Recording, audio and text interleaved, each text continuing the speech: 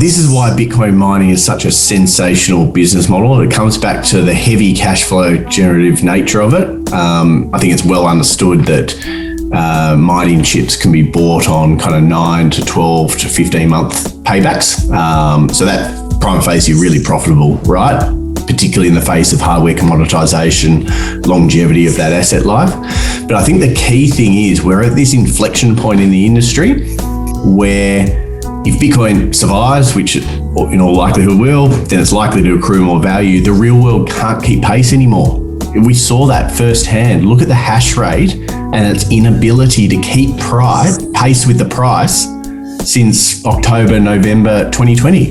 It hasn't been able to, and there's some good charts online that you can see that, because you can't click your fingers and conjure up tens of gigawatts of power. Tens of billions of dollars of capital. Sorry to interrupt you here. A little bit of a tangent, but I think this is a very important point that people don't understand when they bring up the 51% attack. They think a government can just call, Walmart and say, excuse me, we'd like 51% of the Bitcoin hash rate delivered to Virginia by the end of next week. It doesn't work that way. You can't just do that. I mean, these are highly competitive industries, and the engineers that work on this stuff are in high demand. The raw material that goes into it is in high demand. Everything is in high demand, and you can't just go in and buy that market. It's enormously competitive. People are constantly bidding up the price because Bitcoin is constantly growing. So, you're up against a moving target that is constantly increasing in terms of the size of this. And it's not easy to increase the capacity very quickly.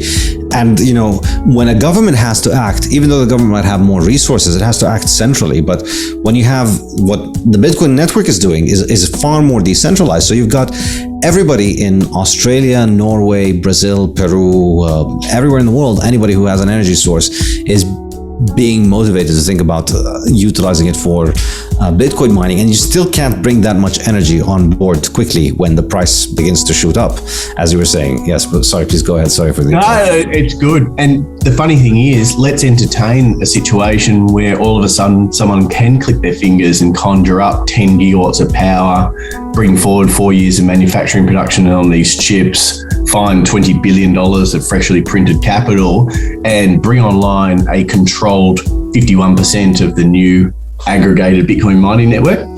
Now, what are you going to do? Like, you can't do any, like, you're going to try and double spend your own transaction? Like, how's that going to play out? You're going to try and censor transactions? That's great. So let's play that out. First block, you win it. All right, censor everyone's transactions. No one can transact. Well done. Let's say probability falls in their favor. They can find us 2 blocks in a row with only 51% of the hash rate. They censor those transactions. All right, well done. Didn't get any revenue from it. 20 minutes. 3 blocks, 4 blocks, 5 blocks. Let's say 99% probability plays out and they get 5 blocks in a row. I'm making the 99% up, but let's say 51%, and they roll the dice the right way and get 5 blocks in a row. The 6th block, the 49% is going to find, and guess what they're going to do?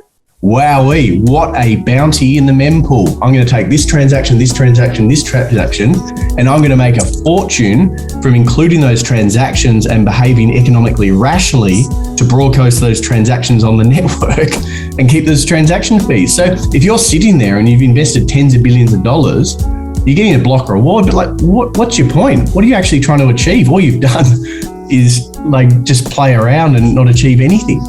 Yeah, it does have an element of Dr. Evil, cartoonish James Bond aspect to it. The US government has successfully managed to 51% attack Bitcoin, and then for a few days we're going to have late blocks, but you're just putting a giant bounty out there for the other miners to get out there and make a lot more money from mining, and eventually the network is going to outgrow you, and then you're just going to be left with an enormous pile of very expensive bricks, unless you decide to cut your losses and start mining honestly, because that's the only way that you could make money. And I think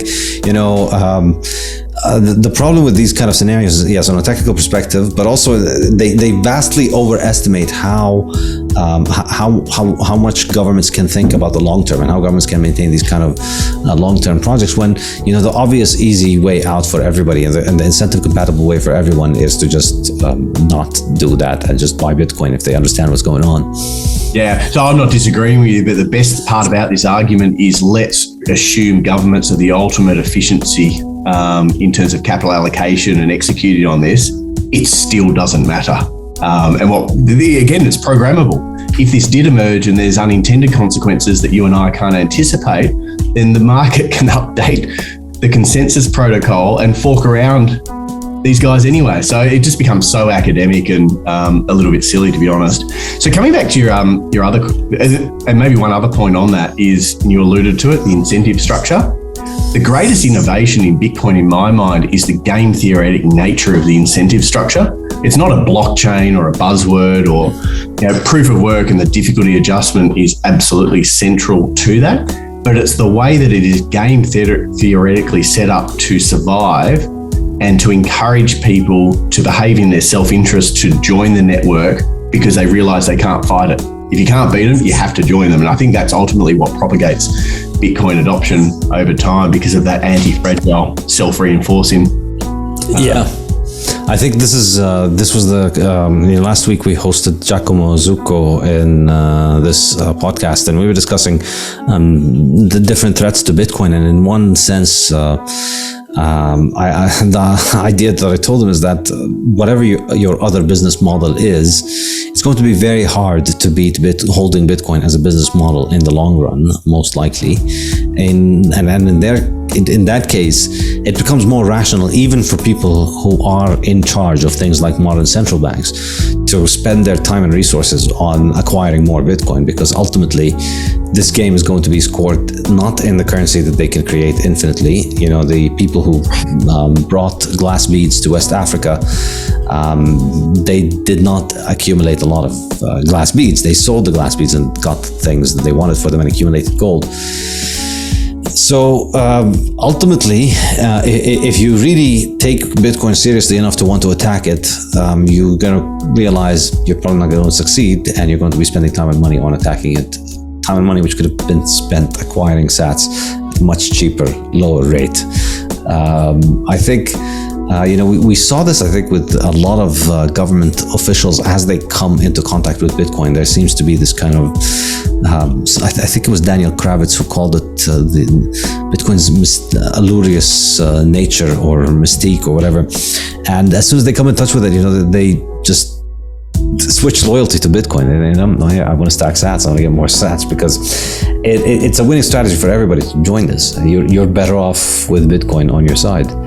Absolutely. If you're a nation that's got energy resources, and you're going to learn that Bitcoin mining is a productive use for that energy source, and all of a sudden you've got another sales pitch from Bitcoin or something that attracts people to Bitcoin. Goes, what is this asset? And then they, one by one, people learn about it and go, wow, the penny drops. So like Bitcoin mining is potentially a really good marketing tool for Bitcoin in spreading awareness by virtue of that profitability.